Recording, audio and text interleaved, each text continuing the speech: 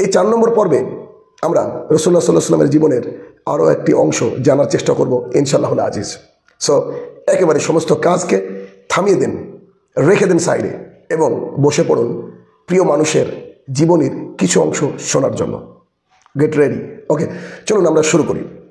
আমরা 3 নম্বর পর্ব পর্যন্ত জেনেছিলাম খাদিজা রাদিয়াল্লাহু তাআলা আনহার সাথে রাসূলুল্লাহ সাল্লাল্লাহু আলাইহি ওয়াসাল্লামের বৈবাহিক সম্পর্ক স্থাপন হলো। উভয়ে আল্লাহ তাআলার রহমতে সুখে সংসার করতে লাগলেন। খাদিজা রাদিয়াল্লাহু তাআলা আনহার সাথে রাসূলুল্লাহ সাল্লাল্লাহু আলাইহি ওয়াসাল্লামের বিবাহ বন্ধনে যখন আবদ্ধ হয়েছিলেন তখন রাসূলুল্লাহ সাল্লাল্লাহু আলাইহি ওয়াসাল্লামের বয়স ছিল 25 বছর। আস্তে আস্তে বয়স বাড়তে লাগলো। যখন রাসূলুল্লাহ সাল্লাল্লাহু আলাইহি ওয়াসাল্লামের বয়স হয়ে গেল 35, তখন একবার কাবা ঘর পুনর্নির্মাণের ব্যবস্থা চলছিল। কাবা ঘরের আশেপাশে অনেক গোত্র বসবাস করত। তো অনেক গোত্রের মধ্যে একটা মীমাংসা ছিল এইরকম যে কাবা ঘর আমরা সমস্ত গোত্র মিলে পুনর্নির্মাণ করব। অর্থাৎ একা কোনো গোত্রের হাতে দায়িত্ব দেওয়া যাবে না।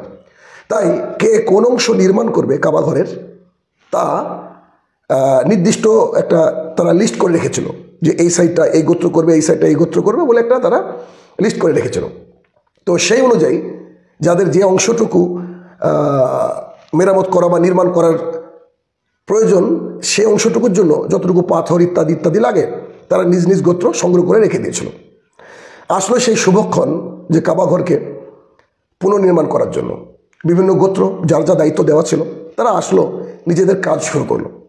কাজ করতে করতে করতে যখন সবারই কাজ এসে একটা জায়গায় অবস্থান নিল, অর্থাৎ হাজরে আসওয়াদ, এই হাজরে আসওয়াদের কাছে যখন এসে সবাই মিলে দাঁড়ালো তখন সবারই মনের মধ্যে একটা আকাঙ্ক্ষা ছিল যে আমরা নিজেরা এই হাজরে আসওয়াদকে প্রতিস্থাপন করব, দিয়ে একটা গৌরবময় বিষয় জাতির সামনে আমরা পেশ করার চেষ্টা করব। অর্থাৎ যেহেতু এটা জান্নাতের একটা পাথর হাজরে আসওয়াদ, এই ব্ল্যাক স্টোনকে যারা প্রতিস্থাপন করবে তারা সমাজের বুকে একটা আলাদা দিকে চলে যাবে বলে তারা মনে করতো সেই সময়। একটা কাবাঘর তো আলহামদুলিল্লাহ আল্লাহ সুবহানাহু ওয়া তাআলার একটা নিয়ামত। কাবাঘরের মধ্যে অন্যতম জায়গা হচ্ছে হাজরে আসওয়াদ। তো এই জায়গায় যে কাজ করবে বা প্রতিস্থাপন করবে তাকে যেন ইতিহাস মনে রাখবে, যুগ যুগ ধরে মানুষ মনে রাখবে, এই বিষয় নিয়ে তারা সমস্ত গোত্র দাবি করে বসলো যে আমাদের গ্রুপ বা আমাদের গোত্র এই আমরা হাজরে আসওয়াদকে প্রতিস্থাপন করব। তখন কেউ কাউকে ছাড়তে নারাজ, তখন তারা তাদের সিদ্ধান্তে অনড় থাকলো।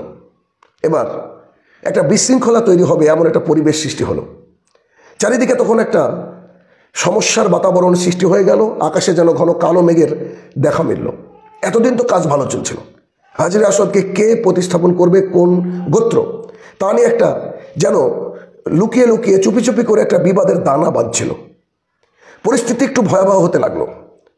চারিদিকে সাজো সাজো রব, অস্ত্র শস্ত্র নিয়ে এক এক গোত্র যেন রেডি হচ্ছিল।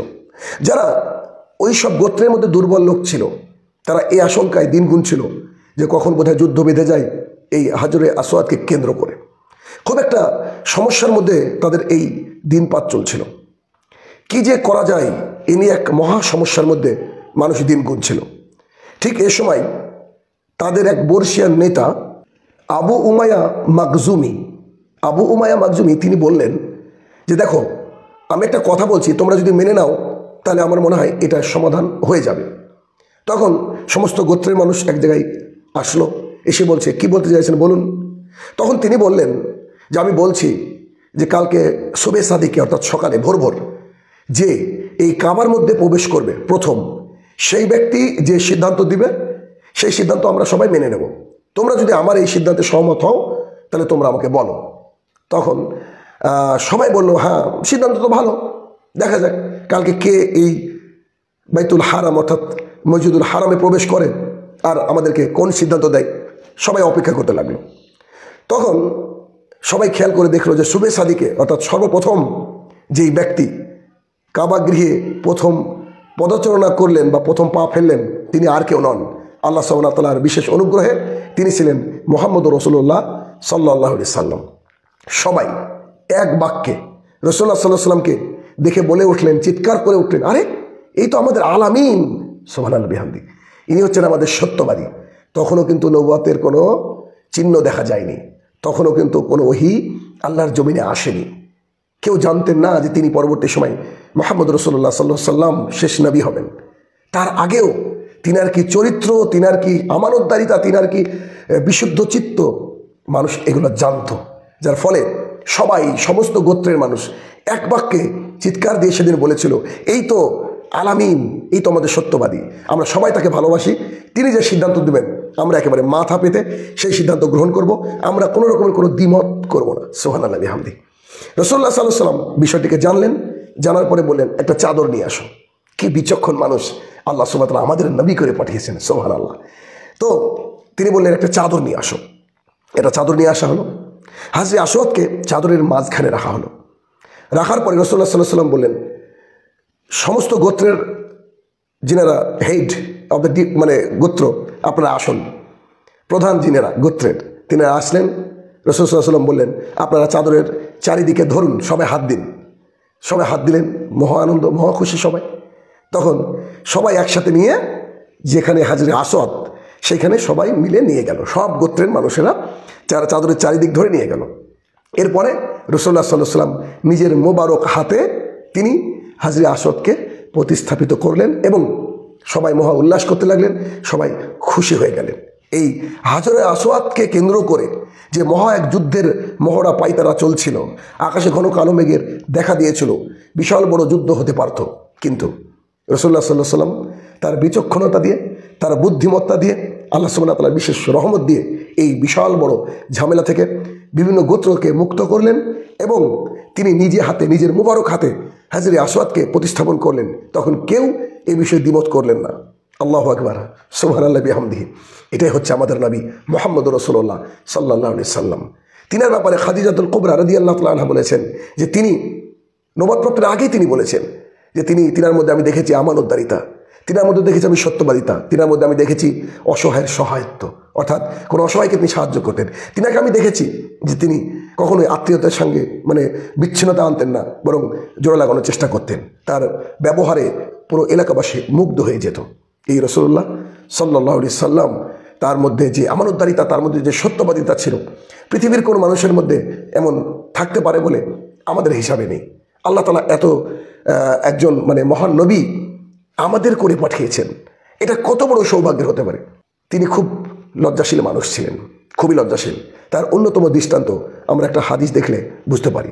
জাবির ইবনে আব্দুল্লাহ রাদিয়াল্লাহু তাআলা আনহু বলেন, রাসূলুল্লাহ সাল্লাল্লাহু আলাইহি সাল্লাম এবং আব্বাস রাদিয়াল্লাহু তাআলা আনহু উভয়ে যখন কাবা ঘর পুনর্নির্মাণের কাজ চলছিল, এখানে মাঝে একটু বলে রাখি যে কাবা ঘর কিন্তু বেশ কয়েকবার রিফরমেশনের কাজ হয়েছে। যখন রাসূলুল্লাহ সাল্লাল্লাহু আলাইহি সাল্লাম ছোট ছিলেন, তখন এই যে বর্ণনা এখন আমি দিতে চলেছি সেটা তখনকার বর্ণনা। জাবির ইবনে আব্দুল্লাহ রাদিয়াল্লাহু তাআলা আনহু বলেন যে রাসূলুল্লাহ সাল্লাল্লাহু আলাইহি সাল্লাম এবং আব্বাস রাদিয়াল্লাহু তাআলা আনহু উভয়ে কাবা ঘর নির্মাণের সময় নিজের ঘাড়ে করে পাথর বা ইট বহন করছিলেন। এমত অবস্থায় তার ঘাড়ে লাগবে বা ক্ষত হয়ে যাবে, এটা দেখে আব্বাস রাদিয়াল্লাহু তাআলা আনহু বললেন যে তুমি লুঙ্গিটাকে খুলে ঘাড়ে বেঁধে নাও। যখন তার লুঙ্গিটাকে টান দিয়ে খুলে তার ঘাড়ের উপরে দেওয়া হলো, রাসূলুল্লাহ সাল্লাল্লাহু আলাইহি সাল্লাম চিত হয়ে মাটির উপরে পড়ে গেলেন এবং তার চোখটা আকাশের দিকে তাকিয়েছিল। তখন তিনি বলতে লাগলেন, আমাকে তাড়াতাড়ি লুঙ্গিয়ে দাও, আমাকে তাড়াতাড়ি তা পরিয়ে দাও। হাদিস বুখারীর। কতটা লজ্জাশীল মানুষ তিনি ছিলেন, আল্লাহু আকবার। অত ছোটবেলায়ও তার মধ্যে তার কত লজ্জাশীলতা প্রকাশ পেয়েছে সেই সময়। তিনি জাহিলি আরবের সমাজে থাকার পরেও কোনোদিন কোনো মূর্তির সামনে মাথা নত করেননি। এটা নবুয়তের পূর্বের কথা বলছি। তিনি বিভিন্ন মদখোরদের সাথে চলতেন, হয়তো তার গ্রামের, কোনোদিন মদ পান করেনি।